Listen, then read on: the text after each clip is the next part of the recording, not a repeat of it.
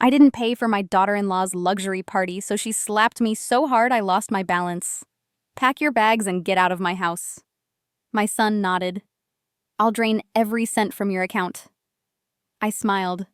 I had been expecting this. I'm glad to have you here. Follow my story until the end and comment the city you're watching from so I can see how far my story has reached. My name is Della, and at 63 years old, I never imagined my own son would stand by while his wife slapped me across the face. But there I was, standing in what used to be my living room, my cheeks stinging from Yara's perfectly manicured hand. "You selfish old woman!" She screamed, her voice echoing off the walls I had painted myself just 2 years ago. $50,000 is nothing to you. You're just being spiteful. I touched my face gently, feeling the heat radiating from where her palm had connected. The silence that followed was deafening. I looked at my son Abram, waiting for him to defend me, to tell his wife that hitting a 63-year-old woman was unacceptable. Instead, he crossed his arms and nodded in agreement. "Mom, you're being unreasonable," he said, his voice cold as winter morning. "It's Yara's birthday party. She deserves something special. Something special. $50,000 for a birthday party for a woman who had never worked a day in her life, who spent her mornings at the spa and her afternoons shopping with my money. My money that I had earned working double shifts as a nurse for 30 years, saving every penny I could. I said, "No," I repeated calmly, though my heart was pounding. $50,000 for one party is excessive. Yara's face turned red, her eyes blazing with fury. She stepped closer to me, and I could smell her expensive perfume mixed with the scent of her anger. "Make your bags and get out of my house," she shrieked, pointing toward the stairs. My house. The house I had bought and paid for. The house where I had raised Abram after his father died. The house where I had sacrificed everything to give my son a good life. I turned to Abram again, hoping to see some flicker of the boy I had raised. The son who used to bring me dandelions and tell me I was the best mom in the world. But that boy was gone. In his place stood a 35-year-old man who looked at me like I was a burden. "You heard her," he said, his voice steady and determined. "Pack your things. And Mom." He paused, a cruel smile spreading across his face. "I'm going to take every cent from your account. You've been living off me long enough. Living off him." The irony was so sharp it could cut glass. For the past 5 years since he married Yara, I had been paying their mortgage, their car payments, their credit card bills. I had been the one supporting them while Abram bounced from one failed business venture to another. And Yara spent her days planning elaborate parties and shopping trips. But instead of crying or pleading, I smiled. A real, genuine smile that seemed to confuse them both. "I've been waiting for this day," I said quietly. Yara frowned, her anger momentarily replaced by confusion. "What do you mean?" I straightened my shoulders, feeling a strength I hadn't felt in years. "I mean, I knew this moment would come. I've been preparing for it." Abram stepped forward, his face twisted with irritation. "What are you talking about?" I looked around the room one more time, taking in the furniture I had bought, the photographs of Abram's childhood that lined the mantelpiece, the life I had built in this house. Then I looked back at my son and his wife. "You'll find out soon enough," I said, heading toward the stairs. "I'll be out by tomorrow morning." As I climbed the stairs to my bedroom, I could hear them whispering frantically below. Yara's voice was sharp with worry. Abram's deep with concern. They were probably wondering what I meant, what I could possibly have planned. If only they knew. I had been watching them for months, seeing the way they looked at me when they thought I wasn't paying attention. The way Yara rolled her eyes when I spoke, the way Abram sighed whenever I entered a room. I had overheard their conversations about putting me in a nursing home, about how much easier their lives would be without me around. Most importantly, I had heard them discussing my will, assuming they would inherit everything when I died. They had made their plans based on my money, my house, my life's work. They had counted on my death to solve their financial problems. But I wasn't dead, and I wasn't the helpless old woman they thought I was. I pulled my suitcases from the closet, the same ones I had used for my honeymoon 40 years ago. My hands were steady as I began folding my clothes, each piece carefully placed. I wasn't rushing. I wasn't panicking. For the first time in 5 years, I felt completely calm. The bedroom door creaked open and Abram appeared in the doorway. His face was softer now, almost apologetic. "Mom, look." He began, his voice gentle. "Maybe we can work something out. Yara's just stressed about the party. She didn't mean to hit you." I continued packing, not bothering to look at him. Yes, she did. He was quiet for a moment. "The thing about your account, I was just angry. We don't have to go that far." Now I did look at him, studying his face. He was handsome, my son. He looked like his father with the same dark hair and brown eyes. But there was something different in his expression now, something calculating. "You're worried," I observed. "I'm not worried," he said quickly. "I just don't want things to end like this between us." I zipped up the first suitcase and reached for the second one. "Things ended between us a long time ago. Abram, you just didn't notice." The truth was, I had been planning this moment for 6 months. Ever since I overheard Yara on the phone with her mother laughing about how easy it was to manipulate the old bat into paying for everything. Ever since I found the brochures for expensive nursing homes hidden in Abram's office with notes about the costs and waiting lists, they thought I was a fool. They thought I was weak, dependent, trapped. Tomorrow they would learn just how wrong they were.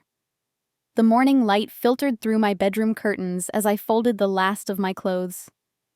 Each piece told a story of the life I had built, the sacrifices I had made. My nursing uniforms worn thin from years of service. The simple dresses I wore to Abram's school events, always rushing straight from work. The black dress I had bought for Robert's funeral when my world collapsed, and I became a single mother overnight. I was 28 when Robert died a heart attack at 32, leaving me with a 5-year-old son and a mountain of medical debt that his insurance barely covered. I remember sitting in this very room holding Abram while he cried for his daddy, wondering how I was going to survive. But I did survive. More than that, I thrived. I worked double shifts at the hospital, picked up extra weekend hours, took on private nursing cases when I could. I wanted to give Abram everything his father would have provided if he had lived. Every sacrifice felt worth it when I saw my son graduate high school, when he got accepted to college, when he walked across that stage to receive his diploma. I had been so proud, so foolishly, blindly proud. Now, as I placed my jewelry box in the suitcase, I remembered the conversation that had opened my eyes. It was 3 months ago, late on a Tuesday evening. I had come home early from a doctor's appointment and heard voices from the kitchen. Yara was on the phone and Abram was making coffee. "The old woman is getting suspicious about the bills," Yara was saying, twirling a strand of her perfectly highlighted hair. "She actually asked me why the grocery bill was $800 last month." Abram chuckled. "Just tell her you're buying organic. She'll buy anything if you say it's for her health." "I don't know how much longer we can keep this up," Yara continued. "She's not as stupid as she looks. Yesterday she asked to see the mortgage statements. My blood had run cold." I stood frozen in the hallway, listening to my son and daughter-in-law discuss me like I was a mark in some elaborate con game. "We just need to be patient." Abram said, "The nursing home I looked at has an opening in 6 months, Sunset Manor. It's expensive, but once she's there, we can handle her finances completely. Power of attorney the works, and if she refuses to go, we'll get a doctor to say she's showing signs of dementia. Dr. Peterson owes me a favor from college. It won't be hard." I had backed away slowly, my heart pounding so loudly I was sure they would hear it. That night, lying in bed, I made my decision. If they wanted to play games with my life and my money, I would play too. But I would play to win. The next morning, I started making calls. First to a lawyer downtown, one I had found through a colleague at the hospital, then to a real estate agent I had met at church. The plan I developed over the following weeks was simple, but effective. They thought I was weak because I was old. They thought I was helpless because I lived in their house, paid their bills, made their lives comfortable. What they didn't realize was that comfort had made them lazy, complacent. They had stopped paying attention to the details, like the fact that the house was still in my name only. When Robert died, I had refused to put it in joint ownership with anyone. It was my security, my safety net. Abram had tried to convince me to add his name to the deed several times over the years, but I had always declined, claiming it was too complicated. They thought I was being sentimental. In reality, I was being smart. Over the past 6 months, I had quietly sold the house to a property investment company. The sale wouldn't close for another month, but the contracts were signed. The money was already in an account they couldn't access. When they tried to put me in that nursing home, they would discover they had no home to inherit, no mortgage to worry about, no equity to cash out. The irony was delicious. I had also transferred all my savings to a new bank across town, one where Abram had never been listed as a cosigner. Every penny I had saved over 30 years of nursing was now safely out of their reach. The account they thought they could drain contained exactly $12.37, just enough to buy a cup of coffee and a newspaper. The jewelry box in my hands contained the only valuables I was taking with me: my wedding ring from Robert, a simple gold band that had cost him 2 months' salary, the pearl earrings my mother had given me before she died, a silver locket with Abram's baby picture inside from back when he loved me unconditionally. I lifted the locket, opening it to look at the tiny photograph. He had been such a beautiful baby with chubby cheeks and bright eyes full of wonder. I used to rock him to sleep every night singing lullabies my own mother had sung to me. He would wrap his little fingers around mine and look up at me like I was the most important person in the world. When had that changed? When had I become the enemy instead of the woman who had given him everything? I think it started when Yara entered his life. She was beautiful, charming, sophisticated in a way I had never been. She came from money, knew how to dress, how to speak, how to make people notice her. And she made it clear from the beginning that I was an embarrassment, a reminder of Abram's humble origins. At first, Abram defended me. He would tell Yara to be nice, remind her that I had sacrificed everything for him. But gradually, her influence grew stronger. She complained about my cooking, my clothes, my presence at family gatherings. She made jokes about my old-fashioned ways, rolled her eyes when I shared stories about Abram's childhood. And slowly, Abram began to see me through her eyes. The devoted mother became the interfering old woman. The woman who had worked herself to exhaustion became the burden who lived off their generosity. I closed the locket and placed it carefully in the jewelry box. Tomorrow morning, I would walk out of this house for the last time. I would leave behind 35 years of memories, decades of love and sacrifice. But I wouldn't leave empty-handed. I would leave with my dignity intact, my independence restored, and my future in my own hands. For the first time in 5 years, I would be free. The morning I left was gray and drizzly, the kind of weather that matches your mood when everything in your life is changing. I loaded my 2 suitcases into my old Honda Civic, the same car I had been driving for 8 years, while paying for Abram and Yara's luxury vehicles. Neither of them came downstairs to say goodbye. I could see Yara peeking through the bedroom curtains, probably making sure I was actually leaving. I took one last look at the house that had been my home for 35 years. The garden I had planted, the porch I had painted every few summers, the mailbox with our family name that I had installed when Abram was 12. It was hard to believe I was walking away from all of it, but the weight on my chest was lifting with every step I took toward my car. The drive across town took 20 minutes through neighborhoods that gradually became smaller, more modest. I wasn't moving to the wealthy side of town where I had lived for decades. Instead, I was heading to Maple Street, a quiet area with small apartment buildings and houses where working people lived. Real people who understood the value of a dollar earned through honest work. The apartment I had rented was on the 2nd floor of a converted Victorian house. Mrs. Chen, my new landlady, met me at the front door with a warm smile and a cup of tea. She was 72, a widow who had converted her large family home into apartments after her husband passed away.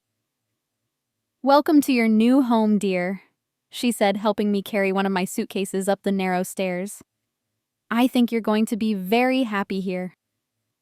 The apartment was small but bright with hardwood floors and large windows that let in plenty of natural light. It had one bedroom, a tiny kitchen, and a living area that opened onto a small balcony overlooking the garden behind the house. After living in a 4-bedroom house for so many years, it felt almost impossibly compact, but it also felt peaceful in a way I had forgotten was possible. Mrs. Chen showed me around, pointing out the quirks of the old building. The bedroom window that stuck sometimes, the kitchen faucet that needed to be turned just right, the radiator that made gentle humming sounds on cold nights. These weren't problems to me, they were character. This place had soul, unlike the pristine house I had just left behind. "The rent is due on the 1st of each month," she said, handing me a cup of tea in her small kitchen downstairs. "But don't worry about it this time, dear. You paid 3 months in advance." She was right. I had paid for the apartment 6 months ago, along with deposits for utilities and a small storage unit across town. I had been planning this move longer than even I realized, preparing for the day when staying would become impossible. After Mrs. Chen left me to settle in, I sat on the small couch I had bought secondhand and looked around my new space.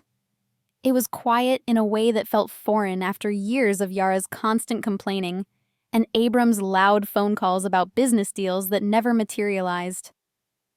The silence was golden. I was unpacking my clothes when my cell phone rang. Abram's name appeared on the screen, and for a moment I considered not answering, but curiosity won out. "Mom." His voice sounded strained, worried. "Where are you?" "I'm in my new apartment," I said calmly, hanging a dress in the small closet. "New apartment." "Mom, you don't need to do this. Come home. We can work things out." I almost laughed. "That's not my home anymore, Abram. You made that very clear yesterday." Yara was upset. She didn't mean what she said about the house. Yes, she did. And so did you. I sat down on the bed, looking out the window at the maple tree that gave the street its name. "But that's fine. I've been preparing for this." There was a long pause. "What do you mean, preparing?" "I mean, I sold the house, Abram." The silence that followed was so complete I thought the call had dropped. Finally, he spoke. His voice barely a whisper. "You what?" "I sold the house 6 months ago. The sale closes in 3 weeks. I thought you should know so you can start looking for somewhere else to live." The explosion of anger that came through the phone was so loud I had to hold it away from my ear. Yara was screaming in the background and Abram was shouting questions I couldn't quite make out. When the noise finally died down, he spoke again. "You can't do this. The house is our home. We've invested money in renovations." "With my money," I reminded him. "And the house was never in your name. It was mine to sell." "But where are we supposed to go? We can't afford rent somewhere else." The irony wasn't lost on me. The man who had threatened to drain my bank account was now worried about paying his own way in the world. "You'll figure it out," I said. "You're both adults. You've been telling me I need to act my age and stop relying on family. I thought you'd appreciate me taking your advice. This is insane. You're being vindictive and cruel. I'm being practical. You wanted me out of your life. Now you have what you wanted." I hung up before he could respond. The phone rang immediately, but I turned it off. I wasn't ready for round 2 of that conversation. That evening, as I sat on my small balcony with a cup of tea, I felt something I hadn't experienced in years. Peace. Real, deep, uninterrupted peace. There were no arguments downstairs, no tension hanging in the air like smoke. No one was discussing my money or my future without including me in the conversation. For the first time in 5 years, I was living in my own space, making my own decisions, answering to no one but myself. The next morning, I walked to the small cafe 3 blocks away and bought myself breakfast. Real breakfast, not the expensive organic nonsense Yara insisted on. Scrambled eggs, wheat toast, and coffee that cost $3 instead of $8. I sat by the window and watched ordinary people going about their ordinary lives. and it felt extraordinary to be one of them again. When I got back to the apartment, there was a message on my answering machine. It was from a lawyer I didn't recognize. "Mrs. Morrison, this is David Klein from Klein and Associates. Your son has hired me to look into reversing the sale of your house. Please call me at your earliest convenience." I smiled as I deleted the message. Let him hire all the lawyers he wanted. The sale was legal binding and completely within my rights as the sole owner of the property. There was nothing to reverse, nothing to challenge. But there was one more surprise waiting for them, one I hadn't mentioned during our phone call. The house sale had left me with a significant profit money I had immediately invested in a trust fund that would provide me with monthly income for the rest of my life. The trustee was a bank in another state, and the terms I had set were very specific. If anyone tried to claim I was mentally incompetent or unable to make my own decisions, the trust would be investigated by an independent board of doctors and lawyers. If they found me competent, which they would, any family member who had challenged my mental state would be permanently excluded from any inheritance. Abram and Yara thought they were dealing with a confused old woman who could be easily manipulated or discarded. They were about to learn that the woman who had raised a child alone, worked her way through nursing school, and built a life from nothing, was far from helpless. Their real education was just beginning. It was Mrs. Patterson from next door who called to tell me about the scene at the house. I had known Eleanor Patterson for 20 years, and she had never been one for gossip, which made her phone call all the more significant. "Della, dear," she said, her voice tight with concern. "I thought you should know what's happening over there. That boy of yours and his wife have been shouting at each other for 3 days straight. Yesterday I saw them loading boxes into their cars. Are they moving?" I was sitting in my new kitchen having just finished a simple lunch of soup and crackers. Through my window I could see Mrs. Chen tending to her garden, humming softly to herself. The contrast between this peaceful scene and what Eleanor was describing felt surreal. "I believe they are," I said calmly. "The house sold, so they'll need to find somewhere else to live." There was a pause. "Oh my. And where will you go?" "I've already moved Eleanor. I have a lovely little apartment across town." Another pause. Longer this time. "Well, good for you, dear. That girl was never very nice to you. I used to hear her shouting sometimes when I was working in my garden." After I hung up, I sat quietly for a few minutes processing this information. Part of me felt a twinge of something that might have been guilt, but it was quickly overwhelmed by a sense of justice. They had made their choices, and now they were living with the consequences. The next call came from Yara herself. I had changed my phone number, but apparently she had gotten it from someone at the hospital where I used to work. Her voice was different now, lacking the confident arrogance I had grown used to over the years. "Della, we need to talk," she said, trying to sound reasonable. "This whole situation has gotten out of hand." "I don't think we have anything to discuss," I replied, continuing to fold the laundry I had just brought up from the basement. "Look, I know I was harsh the other day. I was stressed about the party, and I took it out on you. I'm sorry." The apology sounded rehearsed, like something she had practiced in front of a mirror. But there was something else in her voice, something I had never heard before. Fear. "I appreciate the apology," I said, "but it doesn't change anything. It has to change something." The facade cracked, and her real desperation came through. "We can't just lose everything because of one stupid fight." "You didn't lose everything because of one fight, Yara. You lost everything because of 5 years of taking me for granted. That's not fair. We took care of you." I laughed, a sound that surprised even me with its bitterness. "You took care of me. I paid your mortgage, your car payments, your credit cards. I bought your groceries, paid your insurance, covered your medical bills." "Exactly. What did you take care of?" She was quiet for a moment. "We gave you a place to live in my own house. We let you be part of our family by treating me like hired help." The conversation went in circles for another 10 minutes, with Yara alternately pleading threatening and trying to bargain. She offered to give me a bigger room in whatever house they moved to. She promised Abram would be nicer to me. She even suggested we could all go to family counseling together. What she never offered was a genuine apology or any acknowledgement of how they had really treated me. Even in her desperation, she couldn't see me as anything more than a problem to be solved. I hung up when she started crying, not because I felt sorry for her, but because the tears felt as false as everything else about her.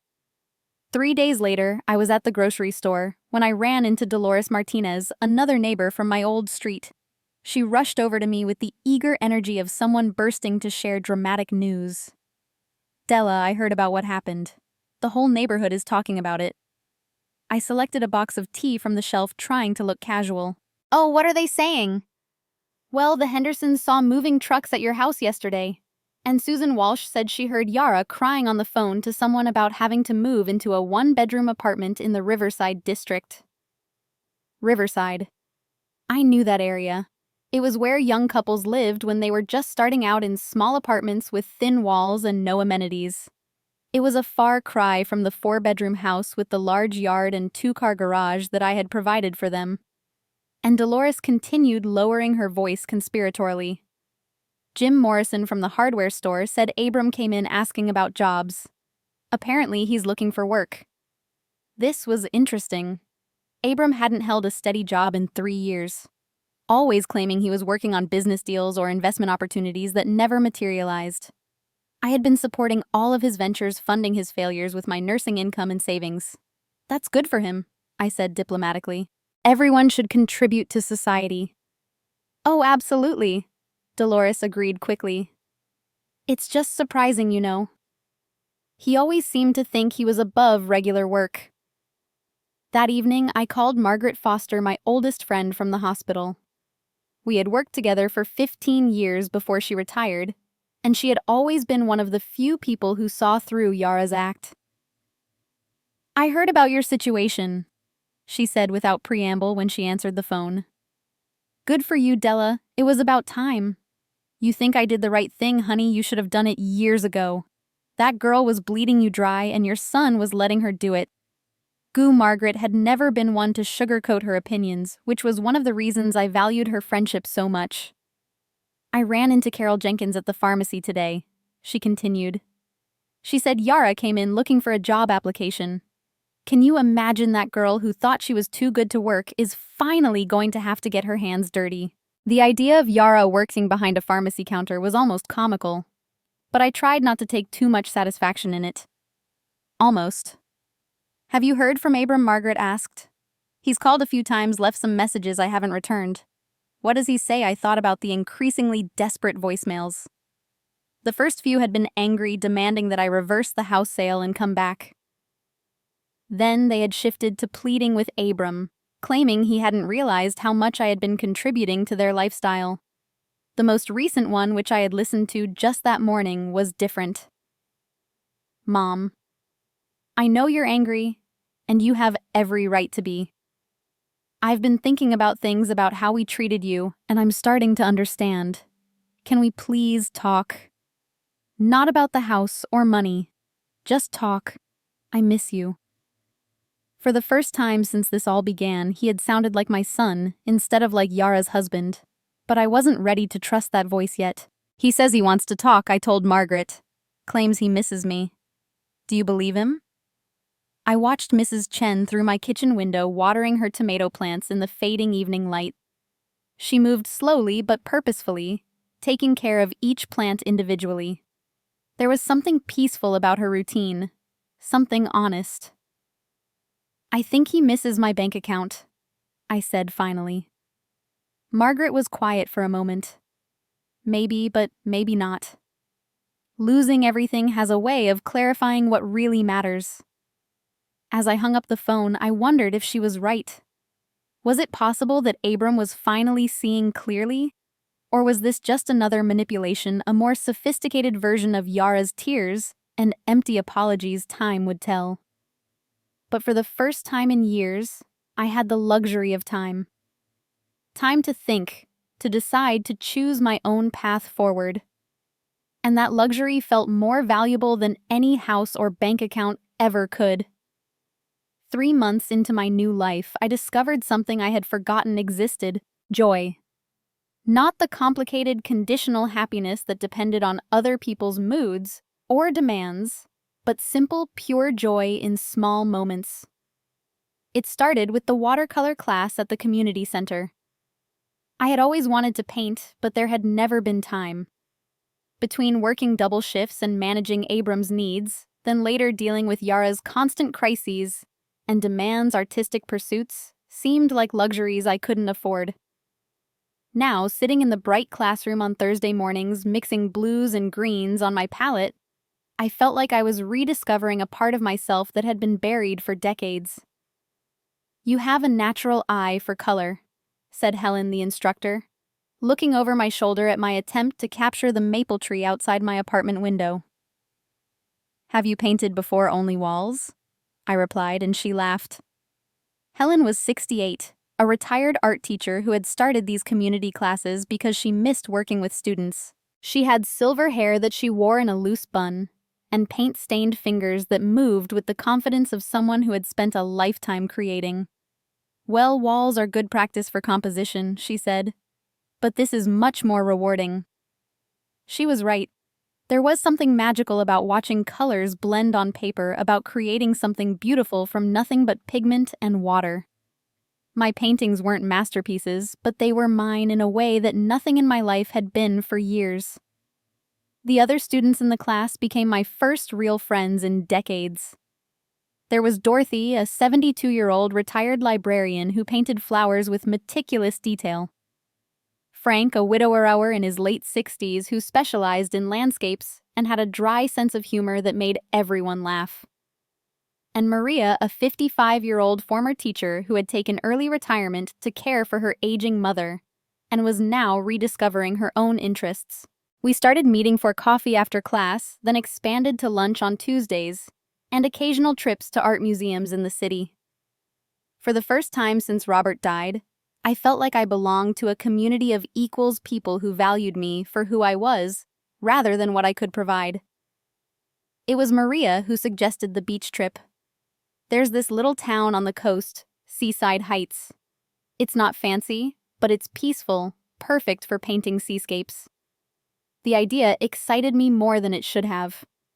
I hadn't taken a vacation in 15 years, always claiming I couldn't afford it, or couldn't leave Abram and Yara to manage on their own. Now I realized I had been the only thing stopping myself.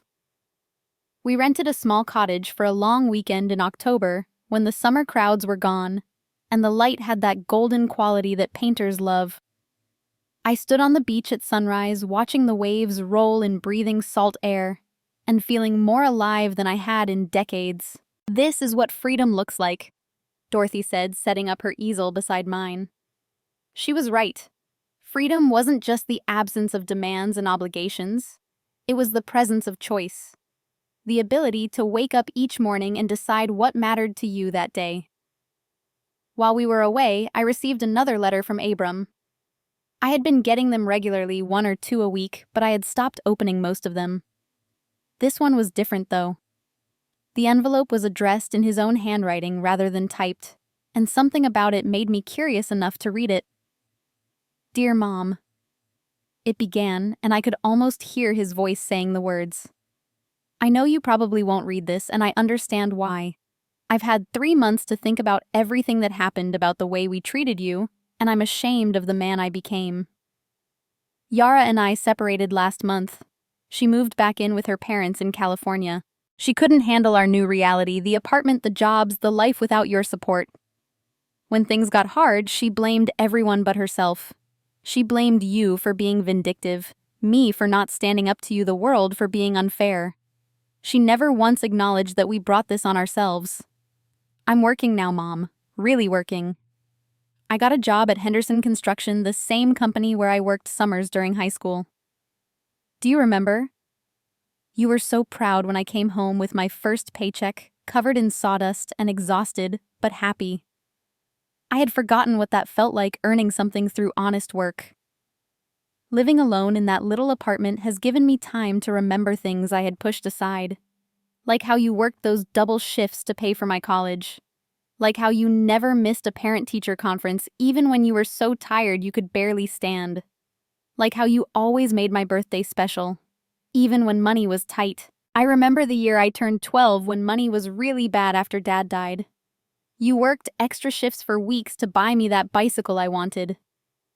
I found out later that you didn't buy yourself a winter coat that year because you couldn't afford both. I never thanked you for that coat you didn't buy Mom. I never thanked you for a lot of things. I'm not writing this to ask you to forgive me, though I hope someday you might. I'm not asking you to come back or to help us financially. I'm writing because I need you to know that I finally understand what I lost when I chose Yara's comfort over your dignity. I lost my mother, the woman who sacrificed everything for me, the woman who loved me unconditionally until I made that love impossible to give. I hope you're happy wherever you are. I hope you're painting or traveling or doing all those things you put off to take care of me. You deserve happiness, Mom. You always did love Abram. I read the letter 3 times sitting on the cottage porch while my friends painted the sunset. Each reading brought different emotions: surprise, skepticism, sadness, and something that might have been hope. Was this real? Had losing everything truly changed him? Or was this just a more sophisticated manipulation? The tone was different from his previous letters, less desperate and more reflective. But I had been fooled before. Frank found me there an hour later, the letter still in my hands, tears on my cheeks. "Bad news from home?" he asked gently. I showed him the letter. Frank had become something of a confidant over these months, partly because he was a good listener, and partly because he had his own complicated relationship with his adult children. He read it carefully, then handed it back. "What do you think?" "I think he sounds different, but I don't know if I can trust that." Frank was quiet for a moment, watching a seagull pick at something in the sand. "You know what I learned when Margaret died? Sometimes people don't change until they lose everything that matters to them. The question is whether they learn the right lesson from the loss." "What do you mean?" "Well, some people lose everything and decide the world is unfair, that they're victims, that someone else is to blame. Others lose everything and realize they were the author of their own misfortune." The letter sounds like he might be in the second category, but only time will tell. That night, I sat on the beach alone, listening to the waves and thinking about forgiveness. Not the kind of forgiveness that meant forgetting what had happened or returning to the old patterns, but the kind that meant releasing the anger that had been eating at me for so long. I thought about Robert and what he would have wanted for our son. He had been a good man, patient and kind, and he had loved Abram fiercely in the short time they had together. Would he want me to give Abram another chance? But more importantly, what did I want? For the first time in my life, that was the only question that mattered. When I returned from the beach trip, I found myself looking forward to things in a way I hadn't experienced in years. Another letter from Abram. This time with no demands or manipulations, just updates about his job and questions about my life. Dorothy had invited me to Thanksgiving with her family. Maria and I were planning a Christmas trip to see the lights in the city. My small apartment had become a haven filled with my paintings, books I actually had time to read, and the comfortable silence of a space that truly belonged to me. But in the quiet moments, I still wondered about my son. Was he really changing? Or was this all an elaborate performance? And if he was changing, did that mean I owed him a second chance? The answer, I was beginning to realize, wasn't about what I owed anyone. It was about what I wanted to choose freely and without obligation. For the first time in my life, the choice was entirely mine. 1 year after I walked out of that house, I was standing in front of my easel on a Saturday morning working on a painting of the harbor at sunrise when someone knocked on my door. Mrs. Chen was visiting her daughter in Portland, so I wasn't expecting anyone. My painting friends usually called first, and the mailman had already been by. Through the peephole, I saw Abram standing in the hallway holding a small bouquet of flowers. Not the expensive arrangements Yara used to demand, but simple daisies and baby's breath from the grocery store. He looked different than he had a year ago, thinner, but healthier somehow. His clothes were clean, but modest, and his face had the kind of weathered look that comes from honest work. I opened the door, but left the chain latch engaged. "Hello, Mom," he said quietly. I know I should have called first. Yes, you should have. My voice was calmer than I felt. What do you want, Abram? I wanted to see you, to talk to you, and to give you these.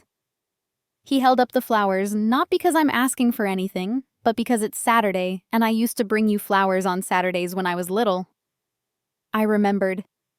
He had picked dandelions from the yard, presenting them to me with such pride that I had put them in my best vase and displayed them on the kitchen table like they were roses. I can't stay long, he continued. I have to work this afternoon, but I hoped we could talk for a few minutes. I studied his face through the crack in the door. There was no desperation there now, no calculation. He looked like someone who had accepted disappointment and learned to live with it. I unlatched the chain and opened the door. "Come in," I said. "But I'm not making coffee. You get water or nothing." He smiled at that, a real smile that reminded me of the boy he used to be. "Water's fine." He looked around my small apartment, taking in the paintings on the walls, the books stacked on every available surface, the comfortable chaos of a life lived for one person's pleasure. "This is nice, Mom. Really nice. It feels like you." I handed him a glass of water and sat down across from him. "What did you want to talk about?" He was quiet for a long moment, rolling the glass between his hands. "I wanted to tell you that I understand now what we did to you, what I let happen. I wanted to apologize. Really apologize. Not because I want something, but because you deserve to hear it. I'm listening." When Yara left, when I was sitting alone in that apartment for the first time in my adult life, I started remembering things, real things, not the story I had told myself about how generous we were to let you live with us. He shook his head, the arrogance of that. "We let you live in your own house." I didn't say anything. This was his moment to speak, and I wanted to hear what he had to say. I remembered how you used to wait up for me in high school no matter how late I came home from work or dates. How you never missed a single one of my baseball games, even when you had worked a double shift and could barely keep your eyes open. How you cried at my college graduation because you were so proud. His voice caught slightly. And I remembered how that changed after I married Yara. How I started seeing you through her eyes as someone who was in the way, instead of someone who had given me everything. Why, I asked. Why did you let that happen? He was quiet for a long time. Because it was easier. It was easier to believe that you were the problem than to admit that I had become someone who took advantage of the person who loved him most. The honesty in his voice surprised me. This wasn't the polished apology I had expected. The kind calculated to get him what he wanted. This was raw, uncomfortable truth. Yara made it easy to justify, he continued. She was so good at making your generosity seem like interference. Your presence seemed like an intrusion. But the truth is, I let her do it because I was selfish. I liked the lifestyle your money provided, and I didn't want to work for it myself. I looked at him, really looked at him, and saw something I hadn't seen in years. Shame. Real shame. The kind that comes from acknowledging your own failures rather than blaming others for them. "What do you want from me now?" I asked. "Nothing," he said. And I believed him. I want your forgiveness someday if you can manage it. And I want the chance to show you that I'm not that person anymore. But I'm not asking you to help me financially or to come back and take care of me or to pretend like nothing happened. He set his glass down and looked directly at me. I want to earn the right to be your son again if that's possible. I felt something shift in my chest, a loosening of the anger I had carried for so long. Not forgiveness, not yet, but the possibility of it. How, I asked. However you'll let me. Maybe we could have lunch once a month somewhere public where you feel safe. Maybe you could tell me about your painting and I could tell you about my job. Maybe we could start small and see if we can build something real this time. I thought about the life I had built over the past year, the friends who valued me, the hobbies that brought me joy, the peace I had found in my small apartment. None of that would change because I chose to give my son a chance. It was all still mine, secure and independent of his presence or absence in my life. Once a month, I said finally, lunch at Romano's on 3rd Street. We split the check. And if you ever try to manipulate me or ask me for money, it's over permanently. Relief flooded his face. Thank you, Mom. I won't let you down. You already did let me down, Abram. The question is whether you've learned enough to avoid doing it again. He stood up, leaving the flowers on my coffee table. I have. I promise you. I have. After he left, I sat with his flowers for a long time, thinking about second chances and the difference between forgiveness and foolishness. The truth was, I didn't know if he had really changed or if this was just a more sophisticated version of his old manipulations. But I realized it didn't matter. I wasn't the same woman who had lived in fear of losing his love, who had sacrificed her own dignity to maintain a relationship with someone who didn't respect her. I was stronger now, more complete in myself. If he disappointed me again, I would survive it. If he proved himself worthy of trust, I would be glad to have my son back. But either way, I would be fine. That evening, I called Dorothy to tell her about Abram's visit. She listened without judgment, then said something that crystallized everything I had been feeling. You know what I love about this story? Della, you're not making this decision from a place of need anymore. You're making it from a place of strength. She was right. For the first time in my relationship with my son, I had all the power. I had my own life, my own money, my own friends, my own happiness. I didn't need him to complete me or validate me or take care of me in my old age. I was choosing to give him a chance, not because I had to, but because I wanted to see if the man he was becoming was someone I could respect. 3 months later, we had our 4th lunch at Romano's.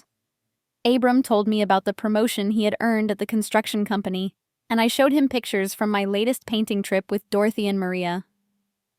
We talked about books we had read, movies we had seen, the small details of our separate lives. It wasn't the relationship we used to have built on need and obligation and unspoken resentments. It was something new, something honest, something between 2 adults who were choosing to know each other. As I walked back to my apartment that afternoon, I thought about the woman I had been a year ago, standing in that living room with a stinging cheek and a broken heart. She couldn't have imagined this life, couldn't have conceived of a happiness that belonged entirely to her. The greatest gift Yara had given me, though she would never know, it was that slap that forced me to finally choose myself. In trying to destroy me, she had liberated me. I was 64 years old, and for the first time in my life, I was exactly where I wanted to be, with exactly the people I chose to have around me. Living exactly the life I had created for myself. I had never been freer, and I had never been happier. The woman who used to count her worth by how much she could give others had learned to value herself by how much joy she could create for herself, and that I realized was the only lesson that had ever really mattered. Now I'm curious about you who listened to my story. What would you do if you were in my place? Have you ever been through something similar? Comment below. And meanwhile, I'm leaving on the final screen 2 other stories that are channel favorites, and they will definitely surprise you. Thank you for watching until here.